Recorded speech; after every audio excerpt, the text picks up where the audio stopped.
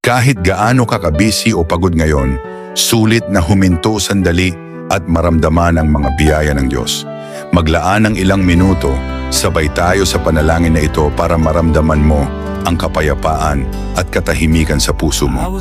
Panginoon, salamat po dahil tinuruan mo akong pahalagahan ang kaunting biyaya na galing sa iyo kaysa sa kayamanang walang basbas.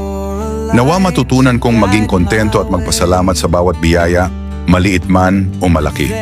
Tulungan mo akong manatiling matuwid at tapat sa iyo, sapagkat alam kong ang tunay na kayamanan ay kapayapaan sa puso at ang iyong presensya sa buhay ko. Makontento tayo sa kung anong meron tayo at huwag nang maghangad ng higit pa sa inaasam. Salamat sa pangalan ni Jesucristo. Kaibigan, kung ang panalangin na ito ay tumimo sa puso mo, isulat sa comment section ang Amen para maramdaman mo ang kapayapaan sa puso mo. Huwag kalimutang ibahagi ito sa mga mahal mo sa buhay para maramdaman din nila ang init ng biyaya.